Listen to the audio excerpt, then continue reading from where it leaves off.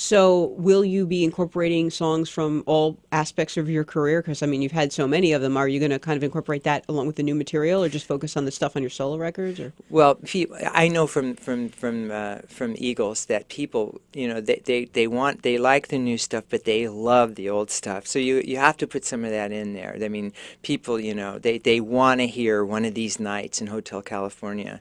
And so but in my case, I don't have a big library of solo hits. I just don't. So what I'm doing is I'm picking out a few songs from my Poco days, and some of this, and a couple of the Eagles songs that I've sung lead on, and I'm doing those interspersed with mostly the new album. And I tell them, I say, I'm gonna hit the Expando album really hard tonight. Hope you enjoy it. Here we go. Well, this album seems to be very personal also. Many of the songs are directly inspired by your past and your own experiences. And there's this line in the song White Boy from Sacramento where you say, I hit them high notes like they were nothing. I sing them low songs so soft and fine. Is that sort of how you see yourself, or how you feel that other people see you? I sing them love songs, so soft and fine. Mm-hmm. But that song is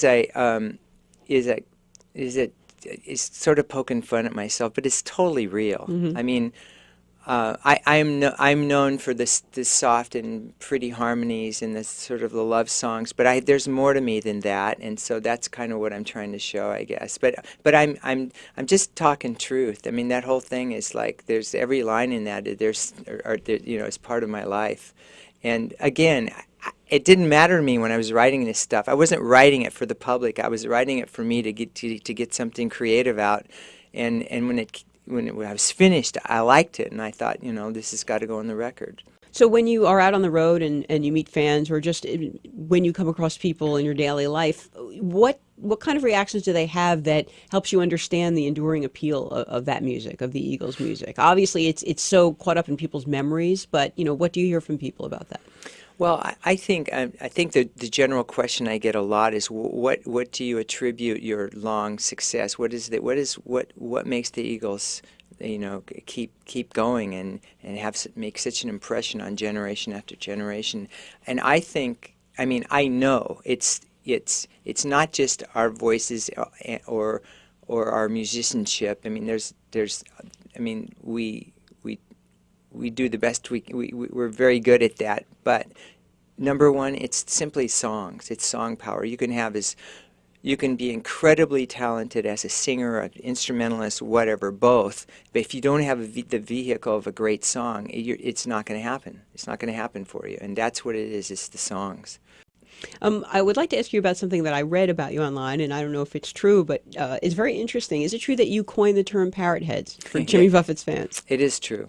Yeah, I did a little touring with him back in the '80s, and we were driving. I was riding in his car with him to a gig, and it was one of those festivals where you kind of like drove slowly through the crowd, who were throngs of people were going to this show, and I just said to him, these are like deadheads.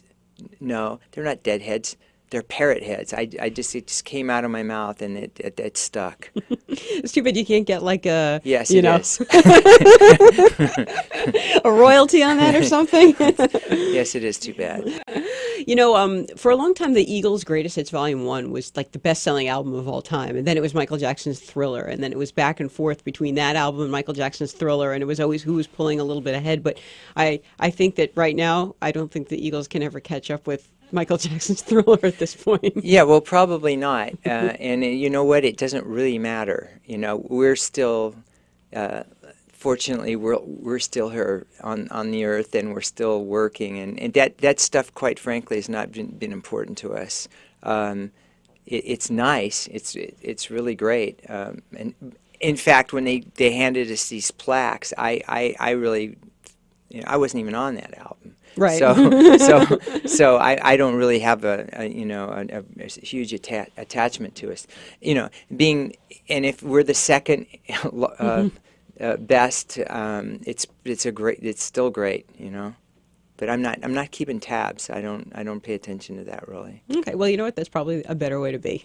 Well, it's kind of meaningless in a lot of ways. It's kind of a good stat, I guess. But you know, how's your day going? You know what I mean? Right. That's really where it's at. You Or know? really, are you fulfilled creatively? Exactly. And that's, I guess, what you did with the new album is. Yeah, hopefully, yeah. Well, I feel good about the new album. Yeah. Okay, great. Well, thanks so much for coming by. Thanks for having me. And Expando is the new album, Timothy B. Schmit. And for ABC News Radio and abcnewsradio.com, I'm Andrea Dresdale.